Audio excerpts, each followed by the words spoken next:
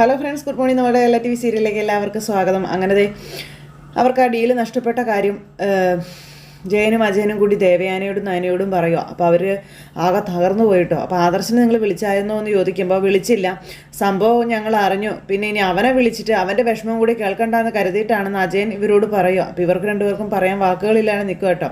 അപ്പോൾ ഉച്ച കഴിഞ്ഞുള്ള ഫ്ലൈറ്റിൽ അവൻ തിരിക്കുമല്ലോ, വൈകുന്നേരത്തോടു കൂടി ഇവിടെ എത്തും. അപ്പോൾ നമുക്കറിയാലോ എന്താ സംഭവിച്ചതെന്ന് അറിയുമ്പം ഇങ്ങനെ ഒരിക്കലും സംഭവിക്കേണ്ടതല്ലല്ലോ എന്ന് ദേവയാനി അന്നേരം പറഞ്ഞു. അങ്ങനെ സംഭവിക്കേണ്ടതല്ല എന്നും അച്ഛനോട് അവിടെ വേണ്ടതൊക്കെ ചെയ്തു കൊടുത്തതാണ്, ഞങ്ങളെക്കൊണ്ട് കഴിയുന്നത് ഞങ്ങളും ചെയ്തതാണെന്ന കാര്യം ജയനും പറഞ്ഞു. അങ്ങനെയുള്ളപ്പോൾ ആദർശിനെ പോലെ ബ്രില്യൻ്റ് ആയിട്ടുള്ള ഒരു ബിസിനസ്മാന് ഒരിക്കലും അവിടെ പരാജയം സംഭവിക്കേണ്ടതല്ല എന്ന് അവരും ഇങ്ങനെ പറയുക. പിന്നെ എന്ത് സംഭവിച്ചെന്ന് അറിയില്ല എന്നും ഇതിനിടയിൽ അവിടെ എന്തെങ്കിലും ചതി നടന്നിട്ടുണ്ടോ എന്ന് അവൻ വന്നാൽ മാത്രമേ അറിയാൻ കഴിയുകയുള്ളൂ എന്ന് പറഞ്ഞു. അപ്പം നടന്ന് കാണും, അല്ലെങ്കിൽ ഒരിക്കലും ഇങ്ങനെ ഒന്നും സംഭവിക്കില്ലല്ലോ എന്നും പറഞ്ഞിങ്ങനെ പറയുക കേട്ടോ. അപ്പോൾ അതൊക്കെ കേട്ടപ്പോൾ നയനയ്ക്കും ഭയങ്കര ടെൻഷനായി. അപ്പം ഇത് എല്ലാവർക്കും സംഭവിക്കുന്ന കാര്യങ്ങളൊക്കെയാണ് മോളിതൊന്നും ഓർത്ത് ടെൻഷൻ ആവണ്ട കേട്ടോ എന്ന് പറഞ്ഞു. പക്ഷെ 19 വർഷമായിട്ട് നമുക്ക് അങ്ങനെ ഒന്നും സംഭവിച്ചിട്ടില്ലല്ലോ ചേട്ടാ എന്ന് ദേവയാനി പറയുമ്പോൾ സംഭവിച്ചിട്ടില്ല, അതുകൊണ്ടാണ് അച്ഛൻ പ്രതികരിക്കാതിരിക്കുന്നതെന്ന കാര്യം അജയൻ പറയണു. പിന്നെ ഇതിലെ ഏറ്റവും കൂടുതൽ ഷോക്കായിട്ടുള്ളത് അച്ഛന് തന്നെയാണെന്ന കാര്യവും പറഞ്ഞു. ഇതൊക്കെ കേട്ടപ്പോൾ ഇവർക്ക് എന്ത് പറയണമെന്ന് അറിയാതെ നിൽക്കുക. ഇനി എന്താ അച്ഛനോട് നമ്മൾ പറയേണ്ടതെന്ന്, ആദർശ് എന്തു പറയും എന്ന് ചോദിക്കുമ്പോൾ അച്ഛനോട് ഇനി എന്ത് പറഞ്ഞിട്ടും കാര്യമൊന്നുമില്ല, അച്ഛൻ അതൊന്നും ഉൾക്കൊള്ളുമെന്ന് തോന്നണില്ല എന്ന് ജയൻ പറയുക കേട്ടോ.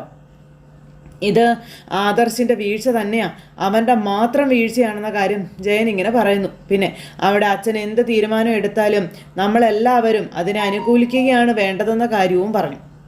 അപ്പോൾ കമ്പനി കാര്യങ്ങളിൽ അവസാന ശബ്ദം അത് അച്ഛൻ്റേത് തന്നെയാണെന്ന കാര്യവും പറയും ഇവർ. ഇങ്ങനെയൊരു സംഭവം അച്ഛൻ്റെ ജീവിതത്തിൽ ഉണ്ടായി കഴിഞ്ഞിട്ടുണ്ടെങ്കിൽ അച്ഛൻ പിന്നെ ചിന്തിച്ച് നിൽക്കില്ല, അടുത്ത നിമിഷം തന്നെ MD സ്ഥാനം ഉപേക്ഷിക്കുകയാണ് ചെയ്യുക എന്ന കാര്യം ജയൻ ഇങ്ങനെ പറഞ്ഞു. അപ്പോൾ അതൊക്കെ കേട്ടപ്പോൾ ദേവയാനിക്ക് സഹിക്കാനും പറ്റുന്നില്ല. അങ്ങനെയുള്ള അച്ഛൻ ഇവിടെ ആദർശിൻ്റെ കാര്യത്തിൽ കോംപ്രമൈസ് ചെയ്യുമെന്നൊന്നും എനിക്ക് തോന്നുന്നില്ല എന്നും പറഞ്ഞു. അപ്പോഴത്തേക്കും നയനയ്ക്ക് ആകെ ടെൻഷനായി. അപ്പോൾ അച്ഛൻ എന്ത് തീരുമാനം എടുത്താലും ഏട്ടൻ പറഞ്ഞതുപോലെ നമ്മളതിൻ്റെ കൂടെ തന്നെ നിൽക്കുകയാണ് വേണ്ടതെന്ന് അത് കേട്ടപ്പോൾ അജയനും പറഞ്ഞു. അപ്പോൾ നയനയ്ക്ക് ഭയങ്കര സങ്കടമായി, എല്ലാം നഷ്ടപ്പെട്ടു പോവുകയാണല്ലോ എന്നുള്ളൊരിത്. ഇത് കഴിഞ്ഞപ്പോൾ അതും പറഞ്ഞ് രണ്ടുപേരും കൂടെ അങ്ങ് പോയി. പിന്നെ നയനയും ദേവയാനിയും കൂടി സങ്കടപ്പെട്ട് ഇങ്ങനെ നിൽക്കുക കേട്ടോ. അമ്മയെന്നും പറഞ്ഞ് നയന വിളിച്ചു. എന്നാലും ആദർശേട്ടന് ഡീൽ ഓർപ്പിക്കാൻ പറ്റിയില്ലല്ലോ അമ്മ, എന്തായിരിക്കും അമ്മയെ സംഭവിച്ചതെന്നൊക്കെ ചോദിക്കാം. അപ്പോൾ നമ്മുടെ പ്രാർത്ഥനയൊക്കെ വെറുതെ ആയി മോളെ എന്നും പറഞ്ഞ് ദൈവം നമുക്കൊപ്പം നിന്നില്ല എന്നും പറഞ്ഞ് ദേവയാനി ഇങ്ങനെ സങ്കടപ്പെട്ട് നയനയോട് സംസാരിക്കുന്നു. പിന്നെ കാണിക്കുന്ന മുത്തശ്ശനെ കേട്ടോ. മുത്തശ്ശൻ ഇങ്ങനെ അങ്ങോട്ടും ഇങ്ങോട്ടും നടക്കുക. അപ്പോൾ അജയനും ജയനും ഇറങ്ങി വരുന്നു. അദ്ദേഹത്തിനെ ഫേസ് ചെയ്യാൻ ഇവർക്ക് രണ്ടുപേർക്കും പേടിയാണ്. അച്ഛാ എന്നും പറഞ്ഞ് വന്നിങ്ങനെ വിളിക്കുമ്പോൾ അദ്ദേഹം ഒരു നോട്ടം നോക്കി അവരെ രണ്ടുപേരെയും, ഒരക്ഷരം പോലും അദ്ദേഹം മിണ്ടുന്നില്ല. അച്ഛൻ കാര്യങ്ങളൊക്കെ അറിഞ്ഞില്ലേ എന്ന് ജയൻ അന്നേരം മുത്തശ്ശനോട് ചോദിക്കാം. മുത്തശ്ശൻ അന്നേരം ഇങ്ങനെ തുറച്ചു നോക്കിക്കൊണ്ട് ഇങ്ങനെ നിൽക്കുക കേട്ടോ. ഭയങ്കരമായിട്ട് അദ്ദേഹത്തിന് ദേഷ്യം വരുന്നുണ്ട്. അത് എന്താ സംഭവിച്ചതെന്ന് മനസ്സിലാകുന്നില്ലല്ലോ അച്ഛാ എന്നൊക്കെ ജയൻ ഇങ്ങനെ പറയുന്നേ. അച്ഛൻ പറഞ്ഞതുപോലെ നമ്മൾ വിചാരിച്ചതിനേക്കാളും കരുത്തര നമ്മുടെ എതിരാളികളായിട്ട് വന്നിരിക്കുന്നത് എന്നൊക്കെ പറയുമ്പോൾ മുത്തശ്ശനൊക്കെ കേട്ടോണ്ട് നിൽക്കും. ആ ഡീല് നമുക്ക് ഉറപ്പിക്കാൻ പറ്റിയില്ലെന്നേ അവൻ പറഞ്ഞുള്ളൂ, ബാക്കി വിശദാംശങ്ങളൊന്നും ആദർശൊന്നും പറഞ്ഞിട്ടില്ല എന്ന് പറയുമ്പോൾ മുത്തശ്ശൻ ഇങ്ങനെ നോക്കുക കേട്ടോ. അച്ഛാ അതൊരു വിഷമമാകരുന്ന് കരുതിയിട്ട് ഞങ്ങൾ കൂടുതലൊന്നും അവനോട് ചോദിച്ചില്ല എന്നും അജയൻ ഇങ്ങനെ പറയണു. പിന്നെ മിക്കവാറും ഉച്ചയ്ക്കുള്ള ഫ്ലൈറ്റിന് അവൻ തിരിച്ചിങ്ങ് എത്തുമെന്ന കാര്യവും പറയുക. അപ്പോൾ വൈകുന്നേരത്തോടെ ഇവിടെ എത്തുമെന്ന് പ്രതീക്ഷിക്കാം എന്നൊക്കെ പറയുമ്പോഴും മുത്തശ്ശൻ ഇവർ തന്നെ ഇങ്ങനെ തുറച്ചു നോക്കും. ഇദ്ദേഹത്തിൻ്റെ പ്രതികരണം കണ്ടിട്ട് എൻ്റെ അത്തിൻ്റെ കൈയും കാലും കൂട്ടിയിടിക്കാൻ തുടങ്ങി പേടിച്ചിട്ട്. ഒന്നും മിണ്ടുന്നില്ലല്ലോ. അത്രയും പറഞ്ഞ് അവരവിടെ നിന്ന് പോയി. അപ്പോഴും അച്ഛനൊരു അക്ഷരം പോലും മിണ്ടാതെ ഇങ്ങനെ ആലോചനയായിട്ട് ഇങ്ങനെ നിൽക്കുക. പിന്നെ കാണിക്കുന്ന ആദർശിനെ കേട്ടോ. ആദർശ് അവിടെ റൂമിലിരുന്ന് ഭയങ്കരമായിട്ട് ടെൻഷനാവും. അപ്പോഴത്തേക്കും വിളി വന്നു, എപ്പോൾ എത്തുമെന്നും ചോദിച്ചു. അപ്പോൾ ഞാനിവിടെ നിന്ന് ഇറങ്ങുന്നത് ഉച്ച കഴിഞ്ഞിട്ടാണ്, അപ്പോൾ സന്ധ്യ ആകുമായിരിക്കും എത്താൻ എന്നിങ്ങനെ പറയുക കേട്ടോ. അപ്പോൾ അവിടെ വന്നിട്ടെല്ലാം പറയാമെന്നും പിന്നെ മുത്തശ്ശൻ എന്ത് പറഞ്ഞു എന്നൊക്കെ നയനയോട് ചോദിക്കാം. അപ്പോൾ ഒന്നും ഇതുവരെ പറഞ്ഞിട്ടില്ല ആദർശേട്ടാ, ഒരക്ഷരം പോലും മിണ്ടിയിട്ടില്ല. ശരിക്കും ആദർശേട്ടാ എന്താ അവിടെ സംഭവിച്ചേ എന്ന് ചോദിക്കുമ്പം അത് ഞാൻ പറയാമെന്ന് പറഞ്ഞല്ലോ, നീ ഫോൺ വെക്കാൻ പറഞ്ഞു ആദർശ. അങ്ങനെ അതും പറഞ്ഞ് ഫോണും കട്ട് ചെയ്തു. ഇത് കഴിഞ്ഞ് നയനയ്ക്കും ആകെ ടെൻഷനായി. പിന്നെ കാണിക്കുന്ന നന്ദുവിനെയാണ്. നന്ദു ഇങ്ങനെ വെയിറ്റ് ചെയ്ത് നിൽക്കുക അനിയെ. അപ്പോൾ നീ വീട്ടിൽ പോയില്ലേടാന്ന് ചോദിക്കുമ്പോൾ ഞാൻ വീട്ടിൽ പോയില്ല, ഇപ്പോൾ അങ്ങോട്ട് പോയി ശരിയാവില്ല, ഇപ്പോൾ അതൊരു മരണവീട് പോലെ ആടി. പിന്നെ ഞാൻ നിന്നോട് പറഞ്ഞല്ലോ ഈ ഒരു യാത്ര പോകുന്ന കാര്യം, യാത്രയുള്ള ഫ്ലൈറ്റിൽ തന്നെ ഞാൻ ചെന്നൈയിലോട്ട് പോവുകയാണ് എന്നൊക്കെ ഇങ്ങനെ അനി അന്നേരം പറഞ്ഞു. 2 ദിവസം കഴിഞ്ഞേ ഞാൻ വരത്തുള്ളൂ, വീട്ടിൽ വിളിച്ചൊക്കെ ഞാൻ പറഞ്ഞിട്ടുണ്ട്, ആദർശേട്ടൻ ഉടനെ തന്നെ എത്തുമെന്ന കാര്യവും പറഞ്ഞു. പിന്നെ ആദർശേട്ടൻ്റെ വിഷമം കാണാൻ എനിക്ക് വയ്യടി എന്നൊക്കെ പറഞ്ഞിങ്ങനെ അനി. അതുപോലെ തന്നെ മുത്തശ്ശൻ ഈ സംഭവത്തിൻ്റെ പേരിൽ എങ്ങനെ പ്രതികരിക്കുമെന്ന് പോലും പറയാൻ പറ്റത്തില്ല എന്നും പറഞ്ഞു. ഇങ്ങനെ ഒരു സാഹചര്യത്തിൽ നീ അവിടെ വേണ്ടതല്ലേടാ, അതിന് പകരം ഇങ്ങനെ ഒളിച്ചോടിയാൽ എങ്ങനെയാടാ എന്ന് നന്ദു ചോദിച്ചു. നിന്റെ സാന്നിധ്യം അവിടെയുള്ളവരുടെ ആത്മവിശ്വാസം കൂട്ടത്തല്ലേ ഉള്ളൂ എന്നൊക്കെ ചോദിക്കുമ്പം ഇന്നത്തെ യാത്ര അതെനിക്ക് മുടക്കാൻ പറ്റുന്ന ഒന്നും അല്ലടി. ഞാൻ നിന്നോട് പറഞ്ഞതല്ലേ ബിസിനസ്സിൽ ഞാൻ കുറച്ചുകൂടി ശ്രദ്ധിക്കാൻ തുടങ്ങി എന്നുള്ളത്. ഈ യാത്ര ആദർശേട്ടന് ഡീല് നഷ്ടപ്പെട്ടതുകൊണ്ട് ഞാൻ പെട്ടെന്ന് പ്ലാൻ ചെയ്ത് വെച്ച കാര്യമൊന്നുമല്ല. ഇത് ആദർശേട്ടൻ പറഞ്ഞിട്ട് തന്നെയാണ് ഞാൻ പോകുന്നതെന്നും പിന്നെ വീട്ടിൽ ജസ്റ്റ് ഒന്ന് കയറിയിട്ട് പോകാമായിരുന്നു, പക്ഷേ ഇപ്പം അങ്ങോട്ട് ചെന്നിട്ടും കാര്യമൊന്നുമില്ല. അപ്പോൾ ആദർശേട്ടൻ്റെ പരാജയം നമ്മുടെ എല്ലാവരുടെയും പരാജയമല്ലേടാ എന്ന് നന്ദു അന്നേരം ചോദിച്ചു. എനിക്ക് അങ്ങനെയൊന്നും സംഭവിച്ചാലും കുഴപ്പമുണ്ടായിരുന്നില്ല, പക്ഷേ ആദർശേട്ടൻ തല താഴ്ത്തി വരുന്നത് എനിക്ക് സഹിക്കാൻ പറ്റാത്ത കാഴ്ചയാണെന്ന് പറഞ്ഞപ്പം നയനേച്ചി ഒന്ന് വിളിക്കണം എന്നുണ്ടായിരുന്നു എനിക്ക്. പക്ഷെ നീ പറഞ്ഞതുപോലെ എല്ലാവർക്കും വിഷമമായതുകൊണ്ടാണ് ഞാൻ വിളിക്കാതിരുന്നത് എന്ന് നന്ദു പറയൂ കേട്ടോ. പിന്നെ വീട്ടിൽ അച്ഛനും അമ്മയൊക്കെ നല്ല വിഷമത്തിലാണ്. അവർക്ക് ഇനിയിപ്പോൾ മുത്തശ്ശനോട് ആദർശേട്ടൻ എന്ത് പറയുവേടാ എന്നൊക്കെ ഇങ്ങനെ ചോദിക്കുമ്പോൾ മുത്തശ്ശൻ അവിടെ വേണ്ടുന്നതെല്ലാം അറേഞ്ച് ചെയ്തിരുന്നെന്നാണ് പറഞ്ഞത്. അപ്പോൾ പിന്നെ നിസ്സാരമായിട്ട് ആദർശേട്ടൻ ആ ഡീല് ഉറപ്പിക്കേണ്ടതുമാണ്. പക്ഷേ പിന്നെ അവിടെ എന്താ സംഭവിച്ചതെന്ന് അറിയില്ല എന്നൊക്കെ ഹനി ഇങ്ങനെ പറഞ്ഞു. AN ജ്വല്ലറി ആയിട്ടാണല്ലോ അമേരിക്കൻ കമ്പനി ഡീൽ സൈൻ ചെയ്ത് അവരെന്തെങ്കിലും ചതിപ്രയോഗം നടത്തിയതായിരിക്കും എന്ന് പറഞ്ഞു. ഏതെങ്കിലും ഒരു വളഞ്ഞ വഴി അവർ സ്വീകരിച്ച് കാണും. അതിനകത്ത് തീർച്ചയായിട്ടും അബിക്കും പങ്ക് കാണും. അവനറിയാതെ ഇതൊന്നും സംഭവിക്കില്ല. ഏതെങ്കിലും ഒരു ഒഴിഞ്ഞ കോണി കൊണ്ട് അവൻ ഇടിച്ച് ചതയ്ക്കാ വേണ്ടതെന്നൊക്കെ പറഞ്ഞു. തറവാടിൻ്റെ അകത്ത് നിന്നുകൊണ്ട് അവിടെയുള്ളവരെല്ലാവരും ദ്രോഹിക്കുന്നത് അവർ തന്നെയാണെന്നും പിന്നെ ഫ്ലൈറ്റ് 9 മണിക്ക് ആദർശേട്ടൻ ഉടനെ ഇവിടെ എത്തും, ഞാൻ ഏട്ടനെ കണ്ടിട്ട് പോകാമെന്നാണ് കരുതുന്നതെന്ന് അനി പറയുമ്പം നീ അവിടെ എത്തിയിട്ട് വിളിക്കുമെന്ന് ചോദിച്ചു. അപ്പോൾ അത് കേട്ടപ്പോൾ എനിക്ക് വിളിക്കാൻ വിലക്കല്ലേ എന്ന് ചോദിച്ചു നന്ദു. അതുകൊണ്ട് നീ വിളിക്കാതിരിക്കുകയാണോ എന്ന് നന്ദു അന്നേരം ചോദിച്ചു. കിടക്കും മുമ്പ് ഞാൻ അങ്ങോട്ട് വിളിക്കാടാന്ന് പറഞ്ഞു. അപ്പോൾ ശരിയെന്നും പറഞ്ഞ് യാത്ര പറഞ്ഞ് അനി അങ്ങ് പോയി. നന്ദു ഇങ്ങനെ നോക്കി നിൽക്കുന്നു. ഇത് കഴിഞ്ഞ് പിന്നെ കാണിക്കുന്ന ദേവയാനിയാട്ടോ. ദേവയാനിയാണെങ്കിൽ എല്ലാം തകർന്ന മട്ടിൽ അങ്ങനെ ഇരിക്കുക. ആ സമയത്ത് ജയൻ അങ്ങോട്ടേക്ക് വന്നു ദേവയാനിയെ സമാധാനിപ്പിക്കാനായിട്ട്. ദേവയാനിക്കാണെങ്കിൽ ആകെ വിഷമവും സങ്കടമൊക്കെ. അപ്പം നീ ആഹാരം പോലും കഴിക്കാതെ ഇങ്ങനെ ഇരുന്നാൽ എങ്ങനെയാണ് ശരിയാകുന്നതെന്ന് ദേവയാനിയോട് അന്നേരം ജയൻ ചോദിച്ചു. നീ ആ കൊച്ചിനെയും കൂടെ വിളിച്ചിട്ട് നിങ്ങൾ കഴിക്കാൻ നോക്കേണ്ട ദേവയാനി എന്ന് പറയുമ്പോൾ എനിക്കൊന്നും വേണ്ട എൻ്റെ ജയേട്ടാ, അച്ഛൻ്റെ മൗനം കാണുമ്പോൾ എനിക്ക് പേടിയാവുകയാണെന്ന് ദേവയാനി പറഞ്ഞു. അവൻ്റെ ഈ പരാജയം എനിക്ക് പോലും സഹിക്കാൻ പറ്റുന്നില്ല ദേവേ. അപ്പോൾ പിന്നെ അച്ഛൻ്റെ കാര്യം പറയേണ്ട കാര്യമുണ്ടോ എന്ന് ജയൻ ദേവയാനോട് ചോദിച്ചു. അജയനും ആകെ അപ്സെറ്റായിട്ട് ഇരിക്കുക. ഒരിക്കലും ഇങ്ങനെ ഒരു തിരിച്ചടി നമ്മളാരും പ്രതീക്ഷിച്ചതല്ലല്ലോ എന്നൊക്കെ ഇങ്ങനെ പറയുന്നു. പിന്നെ നമ്മുടെ മോൻ എവിടെ പോയാലും വിജയിച്ചല്ലേ വന്നിട്ടുള്ളൂ ഇതുവരെ. അതുകൊണ്ട് എനിക്ക് അമിതമായിട്ടുള്ള ആത്മവിശ്വാസമൊക്കെ ഉണ്ടായിരുന്നു ചേട്ടാ എന്ന് ദേവയാനി പറഞ്ഞു. പിന്നെ ഇതൊരു ചലഞ്ചായിട്ട് ഏറ്റെടുക്കണമെന്ന് അവനോട് പറഞ്ഞതുകൊണ്ട് അവൻ ഒരിക്കലും പരാജയപ്പെട്ടു പോകില്ല എന്നാണ് ഞാൻ കരുതിയത് എന്നൊക്കെ ദേവയാനി പറയുക. അപ്പോൾ അതല്ല ഇപ്പോൾ എല്ലാവരും ദേഷ്യം പിടിപ്പിച്ചിരിക്കുന്നതെന്നും ഇനിയിപ്പോൾ അച്ഛൻ ഇതിൻ്റെ പേരിൽ എന്ത് തീരുമാനം എടുക്കുമെന്നൊന്നും പറയാൻ പറ്റത്തില്ലെന്നുള്ള കാര്യം ജയൻ ഇങ്ങനെ പറഞ്ഞു. അതെന്തായാലും ശരി, അച്ഛൻ എടുക്കുന്ന തീരുമാനങ്ങളെ എതിർത്ത് തോൽപ്പിക്കാനൊന്നും നിന്നേക്കരുതെന്ന കാര്യം പറഞ്ഞു. അപ്പോൾ ആദർശൻ്റെ MD സ്ഥാനം പോകുമെന്ന് ചോദിച്ചപ്പം ഇപ്പോഴത്തെ സാഹചര്യത്തിൽ അത് പോകുന്നത് തന്നെയാണ് നല്ലത് എന്ന് ജയൻ ദേവയാനിയോട് പറഞ്ഞു. അങ്ങനെ മകനെ പുറത്താക്കാൻ അച്ഛൻ തന്നെ നിൽക്കുന്നു. ഓഹോ, ഒരു ഡീല് നഷ്ടപ്പെട്ടപ്പോഴത്തേക്കും സ്വന്തം മോൻ കഴിവുകെട്ടവനായോ ജയേട്ടൻ എന്ന് ദേവയാനി ചോദിച്ചു. എൻ്റെ പൊന്ന് ദേവ, അങ്ങനെയല്ല. എനിക്കിതിൽ വിഷമമില്ലാന്നൊന്നും നീ കരുതണ്ട. ഈ ഒരു സാഹചര്യത്തിൽ അവനൊന്ന് മാറി നിൽക്കുന്നത് തന്നെയാണ് നല്ലത്.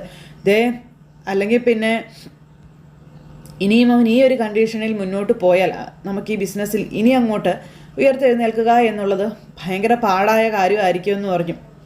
ഇതുവരെ ആദർശ് ചെയ്തു വെച്ചതൊന്നും ചെറുതായിട്ട് കാണുന്നത് കൊണ്ടല്ല അത് പറയുന്നത്. പക്ഷേ അവന് പറ്റിയിരിക്കുന്ന ആ ഒരു അടി അത് വലുതാണ്. അവൻ വിചാരിക്കുന്നത് പോലെയോ നീ വിചാരിക്കുന്നത് പോലെയോ അല്ല എന്നും പറഞ്ഞ് ജയൻ അവിടെ നിന്ന് അങ്ങ് പോയി. പിന്നെ കാണിക്കുന്ന ദേവയാനി ആട്ടോ. പിന്നെ കാണിക്കുന്നത് നമ്മുടെ ജലജ അടുക്കളയിലേക്ക് വരുന്നു, ജാനകി അടുക്കളയിലേക്ക് വരുന്നു. ജലജ അവിടെ നിന്ന് ജോലികൾ ചെയ്തുകൊണ്ടിരിക്കുന്നു. അപ്പോൾ അയ്യോ അതെ, നീ എന്നെ സഹായിക്കൊന്നും വേണ്ട ജാനകി, ഞാനെന്തായാലും അടുക്കളക്കാരിയായി, ഇനി നീ എന്നെ സഹായിച്ചെന്നും പറഞ്ഞ് ഏട്ടത്തി എൻ്റെ മെക്കിട്ട് കയറാൻ വരുമെന്ന് ജലജ ജാനകിയോട് പറയാം. അപ്പോൾ എന്നു മുതലാണ് നിനക്ക് നിൻ്റെ മോനുമൊക്കെ എത്ര അനുസരണശീലം ഉണ്ടായതെന്ന് എനിക്ക് മനസ്സിലാകുന്നില്ല എന്ന് ജാനകി ജലജയോട് പറഞ്ഞു. നീയും അബിയും ഏട്ടത്തെയും നയനിയൊക്കെ നന്നായി ഭയക്കുന്നുണ്ടല്ലേ എന്ന് ചോദിക്കുമ്പോൾ എൻ്റെ മോനിപ്പോൾ ജോലിയും കൂലിയൊന്നും ഇല്ലല്ലോ, അപ്പോൾ പിന്നെ കമ്പനിയിൽ നിന്നും പുറത്താക്കിയല്ലോ, ഇനി എപ്പോഴാണ് ഞങ്ങളെ ഇവിടെ നിന്ന് പുറത്താക്കുന്നതെന്നൊന്നും പറയാൻ പറ്റത്തില്ല, അതുകൊണ്ട് എല്ലാവരെയും അങ്ങ് അനുസരിക്കാമെന്ന് വെച്ചു എന്ന് പറയുമ്പം നീ നിൻ്റെ മോനുമൊക്കെ അങ്ങനെ ഒതുങ്ങിക്കൂടുന്ന ആൾക്കാരൊന്നും അല്ലല്ലോ, ഇപ്പോൾ ഒതുങ്ങിക്കൂടി അത്രേ ഉള്ളൂ എന്ന് ജലജ ജാനകിയോട് പറഞ്ഞു. അപ്പോൾ ജാനകി ഒന്നും മിണ്ടത് നിൽക്കപ്പോൾ ഇവള് പഴയ ജാനകി ആക്കി എടുക്കാൻ പറ്റിയാൽ നന്നായിരുന്നേനെ എന്ന് ജലജ മനസ്സിൽ ചിന്തിക്കുക. ജാനകി അന്നേരം സാധനങ്ങളൊക്കെ എടുത്ത് അങ്ങോട്ടും ഇങ്ങോട്ടൊക്കെ ഇങ്ങനെ മാറി ഓരോന്ന് ചെയ്തുകൊണ്ട് നടക്കും കേട്ടോ. അപ്പോഴത്തേക്കും ജലജ അവിടെ നിന്ന് ഇവളെ പഴയതുപോലെ ആക്കാൻ ചിന്തിക്കുക.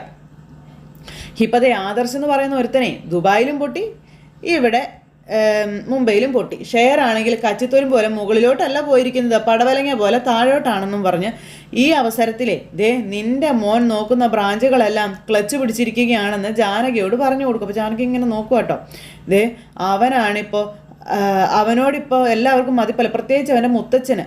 ഇനിയിപ്പോൾ MD സ്ഥാനമൊക്കെ മിക്കവാറും അവന് കിട്ടും എന്നൊക്കെ പറഞ്ഞ് ഇങ്ങനെ കൊടുക്കും. അപ്പോഴും ജാനകിയൊന്നും മിണ്ടുന്നില്ല. അതിന് പറ്റിയൊരു അവസരമല്ലേ. എനിക്കാണെങ്കിലോ ഏട്ടനോട് വലിയ സ്നേഹവും ഭക്തിയൊക്കെയാണ്, പക്ഷേ ബിസിനസ്സിൽ അനിയൻ ചേട്ടൻ എന്നൊന്നും ഇല്ലല്ലോ. പിന്നെ അത് അച്ഛൻ തന്നെ എപ്പോഴും പറഞ്ഞിട്ടുള്ള കാര്യമാണല്ലോ. നോക്ക്, ജയേട്ടനും നിന്റെ ഭർത്താവും ഇവിടെ ഉള്ളപ്പോഴാണ് ആദർശിനെ പിടിച്ച് തലപ്പത്ത് കൊണ്ടുവന്ന് അവരിരുത്തിയത്. ജയേട്ടന് അത് സന്തോഷമുള്ള കാര്യമായിരിക്കും, അതങ്ങയുടെ സ്വന്തം മോനല്ലേ. പിന്നെ നോക്ക്, അജയേട്ടൻ അങ്ങനെ ആവണമെന്നൊന്നുമില്ല, അജയേട്ടനും അത് സന്തോഷം തന്നെയാണെന്ന് ജാനകി അന്നേരം പറഞ്ഞു. എങ്കിലും ഉള്ളിൻ്റെ ഉള്ളിൽ നിനക്കൊരിതൊക്കെ ഇല്ലേ എൻ്റെ ജാനകി? അപ്പോൾ എനിക്ക് ഒരു ഇതുമില്ല എന്ന് ജാനകി ജലജയോട് പറഞ്ഞു. ഭർത്താവ് തലപ്പത്തെത്താത്തതിൽ നിനക്ക് വിഷമം കാണത്തൊന്നുമില്ലായിരിക്കും, എന്നെങ്കിലേ എനിക്കിപ്പോൾ ഗോൾഡൻ ചാൻസാണ് വന്നിരിക്കുന്നത്, നീ അത് കളയാൻ നോക്കരുത് കേട്ടോ. ആരെന്ത് ചോദിച്ചിട്ടും മൗനവ്രതത്തിൽ അച്ഛനിപ്പോൾ. അപ്പം അതുകൊണ്ട് എല്ലാവരും പേടിച്ചിരിക്കുകയാണെന്ന് ജാനകി പറഞ്ഞു. ആ മൗനമൊന്നും നീളത്തില്ലെന്നേ, ആദർശ് വരുമ്പോൾ അതൊക്കെ മാറുമെന്നും ആ സമയത്ത് അച്ഛൻ നിലപാട് വ്യക്തമാക്കുമെന്നും പറഞ്ഞു.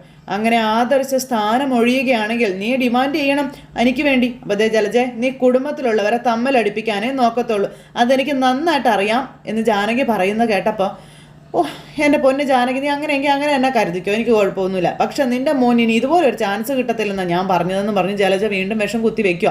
അല്ല, നീ ഇതൊക്കെ പറയുന്നുണ്ടല്ലോ, എന്നിട്ട് പിന്നെ എന്തിനാ നീ നിൻ്റെ മരുമോളെ ജ്വല്ലറിയുടെ മോഡലാക്കി വിട്ടിരിക്കുന്നതെന്ന് ചോദിക്കുമ്പോൾ എൻ്റെ പൊന്നോ, അയ്യോ, അവളെ ആർക്കെങ്കിലും പറഞ്ഞ് തിരുത്താൻ പറ്റുന്ന ആളാണ് എൻ്റെ ജാനകി. അവൾ വെട്ടുപോത്തിൻ്റെ ഇനമല്ലേ. ഒന്ന് പറഞ്ഞാൽ 10 അവളിങ്ങോട്ട് തിരിച്ചു പറയും.